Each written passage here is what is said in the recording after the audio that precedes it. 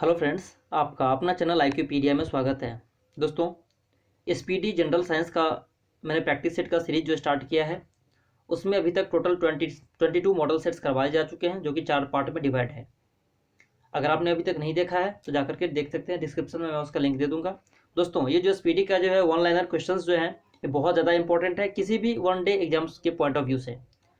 आप अगर बिहार दारोगा की तैयारी कर रहे हैं, BPSC Bihar enforcement sub inspector का जिसका मेंस होने वाला है, रेलवे NTPC ग्रुप डी या किसी भी वन डे एग्जाम्स की तैयारी कर रहे हैं, तो उस एग्जाम्स के पॉइंट ऑफ व्यू से ये क्वेश्चंस इसमें जो दिए गए हैं बहुत ज़्यादा इंपॉर्टेंट है। आपके वन लाइनर में बहुत ज़्यादा रिवीजन हो जाएगा। आपने पढ़ाई के साथ इसको 10 से 12 मिनट पर डे दीजिए, जो कि आपके लिए बहुत ज़्यादा हेल्पफुल होगा। कोई अलग से पढ़ने की ज़रूरत नहीं पड़ेगी। ठीक है दोस्तों, क्योंकि दोस्तों पढ़ने से ज़्यादा इंपॉर्टेंट ये होता है कि अगर हम सुनते हैं किसी चीज़ को तो उसकी लर्निंग कैपेसिटी जो होती है वो बढ़ जाती है। तो आइए स्टार्ट करते हैं। पहला पॉइंट इसमें दिया हुआ है कि ताप बढ़ने पर गैस की श्यानता बढ़ती है। अगला देखते हैं, आंधी आने पर छप्पर का उड़ना किस सिद्धांत पर आधारित है। तो दोस्तों ये बर्नौली के सिद्धांत पर आधारित है और बहुत ज़्यादा इंपॉर्टेंट आपके ये पॉइंट हो जाते हैं। यंग प्रत्यास्थता गुणांक का SI मात्रक है, तो इसका जो SI मात्रक है, SI यूनिट, वो न्यूटन पर मीटर स्क्वायर है। यंग प्रत्यास्थता गुणांक का बीमा जो होता है, डायमेंशन, ये ML-1 और T2। अगला पॉइंट है कि झूला झूलते कोई व्यक्ति झूला पर खड़ा हो जाए तो इसका आवर्तकाल क्या होगा, तो घट जाएगा। अगला है, यदि झूले पर एक व्यक्ति के स्थान पर 2 व्यक्ति बैठ जाए तो आवर्तकाल क्या होगा, अपरिवर्तित रहेगा। ये भी इंपॉर्टेंट है। अगला देखते हैं कि वायु में ध्वनि तरंगे होती है, वो अनुदैर्ध्य तरंग होती है। मतलब वायु में जो ध्वनि तरंग होगी कौन सी आ जाएगी, वो अनुदैर्ध्य तरंग हो जाएगी। अगला है कि ध्वनि का वेग सबसे ज्यादा होता है, तो किस में होता है सबसे ज्यादा, इस्पात में, यानी कि ठोस में सबसे ज्यादा होता है, वो भी इस्पात में। पराश्रव्य ध्वनि की तरंगे की बात करें तो ये इसकी जो फ्रीक्वेंसी होती है, आवृत्ति, वो 20,000 हर्ट्ज से अधिक होती है। और अविश्रव्य तरंग की बात करें तो 20 हर्ट्ज से कम। वहीं अगर बात करें ऑडिबल साउंड की, जो सुनने योग्य होती है, श्रव्य जिसे कहते हैं, तो श्रव्य की होती है, ऑडिबल साउंड की जो होती है, वो 20 हर्ट्ज से 20,000 हर्ट्ज तक के बीच में होती है, जिसे हम सुन सकते हैं जिस ध्वनि को।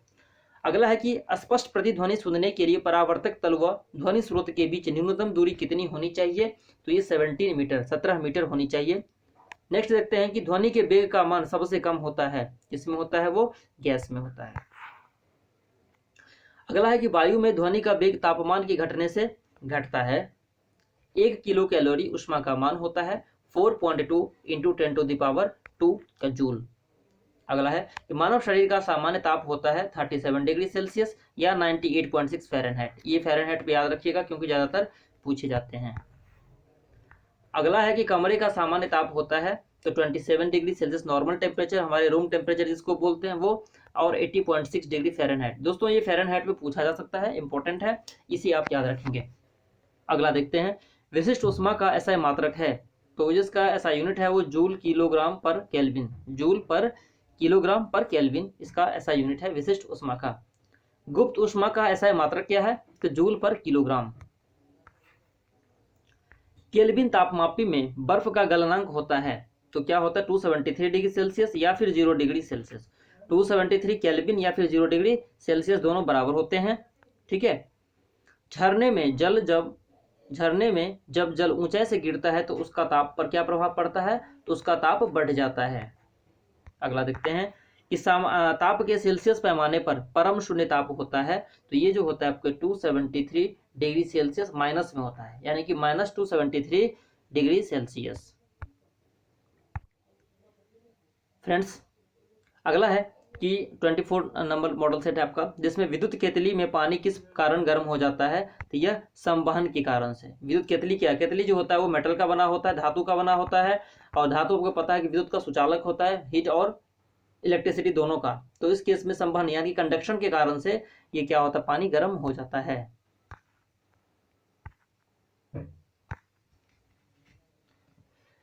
बोलोमीटर एक यंत्र है जो मापता है, तो बोलोमीटर क्या नापता है, ऊष्मीय विकिरण मापता है।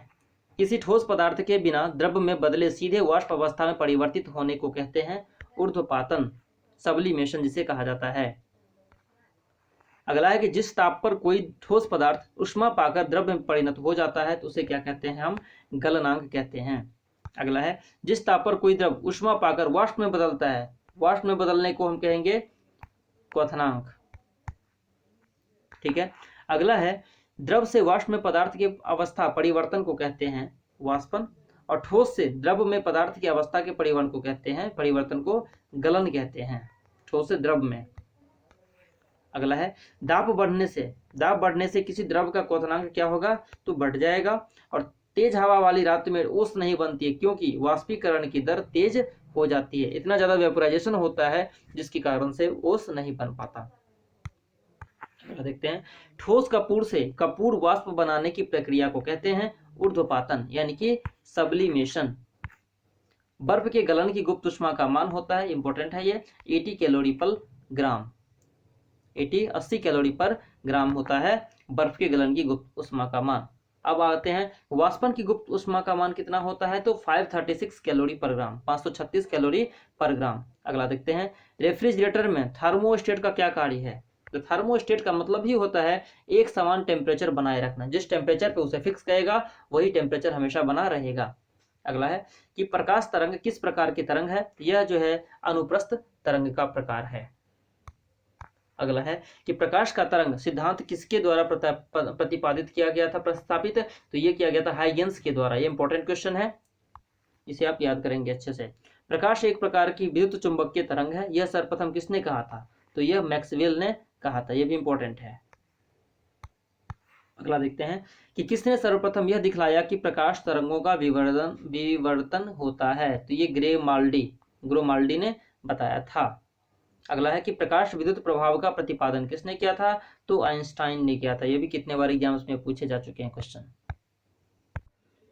फ्रेंड्स अब है मॉडल सेट नंबर 25 हमारा, उसका जो पहला क्वेश्चन है कि प्रकाश का वेग सर्वप्रथम किसने ज्ञात किया, तो यह रोमर ने किया था, इंपॉर्टेंट है, बहुत बार एग्जाम से पूछे जा चुके हैं। अगला देखते हैं प्रकाश का वेग अधिकतम होता है किसमें, तो ये निर्वात में यानी कि वायु में, निर्वात में बोले, निर्वात के बाद फिर वायु में सबसे ज्यादा होता है प्रकाश का वेग।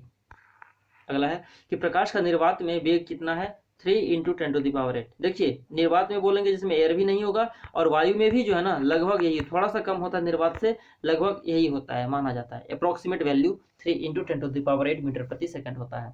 अगला देखते हैं कि प्रकाश वर्ष इस इकाई है किसकी, तो दूरी का। इंद्रधनुष में किस रंग का विक्षेपण अधिक होता है, तो यह लाल रंग का विक्षेपण सबसे अधिक इंद्रधनुष में होता है। मानव आंख की रेटिना पर कैसा प्रतिबिंब बनता है, तो यह वास्तविक एवं उल्टा बनता है। प्राथमिक रंग कौन से हैं, तो लाल, हरा और नीला, RBG, रेड, ग्रीन और ब्लू। अगला देखते हैं प्रकाश के वर्णक्रम में किसका तरंगदैर्घ्य न्यूनतम होता है, तो बैंगनी रंग का सबसे कम होता है न्यूनतम। प्रकाश के वर्णक्रम में किसका तरंगदैर्घ्य अधिकतम होता है, तो ये लाल रंग का होता है। अगला है कि प्रकाश का रंग निश्चित किया जाता है इसके द्वारा, तो यह तरंगदैर्घ्य के द्वारा। ये इंपॉर्टेंट है बहुत ज्यादा, और एग्जाम्स में बहुत बार पूछे जा चुके हैं। तो प्रकाश का रंग किसका निश्चित करता है क्या, तो तरंगदैर्घ्य द्वारा निश्चित किया जाता है। अगला है कि स्वस्थ नेत्र के लिए स्पष्ट दर्शन की न्यूनतम दूरी कितनी होनी चाहिए, तो 25 सेंटीमीटर होनी चाहिए।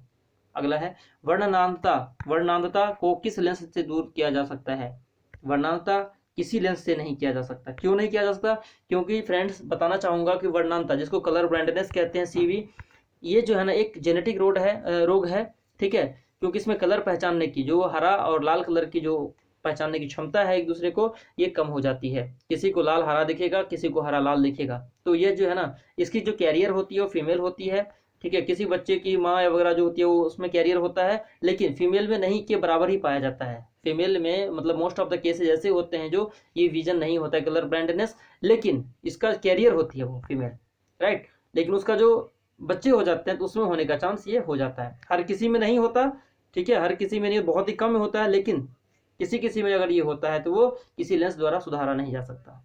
आ गया। अगला देखें धूप के चश्मे का पावर होता है 0 डायोप्टर, इसमें कोई पावर नहीं होता। अगला देखते हैं कि विद्युत चुंबकीय तरंग एवं प्रकाश तरंग के वेग होते हैं क्या होते हैं, दोनों बराबर होते हैं। लेंज का नियम कौन से संरक्षण नियम का परिणाम है, तो यह ऊर्जा संरक्षण का, बहुत ज्यादा इंपॉर्टेंट है, ऊर्जा संरक्षण का परिणाम है।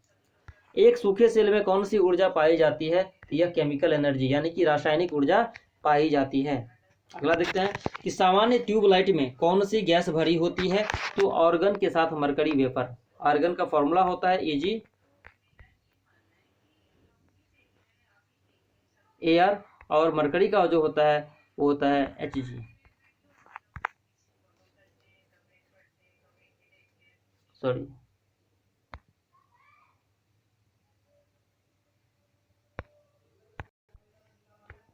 अगला है कि डायनोमो का कार्य क्या है। तो डायनोमो का जो कार्य होता है यांत्रिक ऊर्जा को विद्युत ऊर्जा में बदलना होता है। वहीं अगर बात करें हम मोटर की, इलेक्ट्रिक मोटर की, तो ये इसका उल्टा हो जाता है।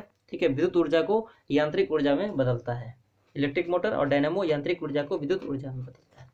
घरों में पंखे एवं लैंप किस प्रकार लगाए जाते हैं। तो ये किस में लगाए जाते हैं, समांतर क्रम में लगाए जाते हैं, यानी कि पैरेलल लगाए जाते हैं एक दूसरे को।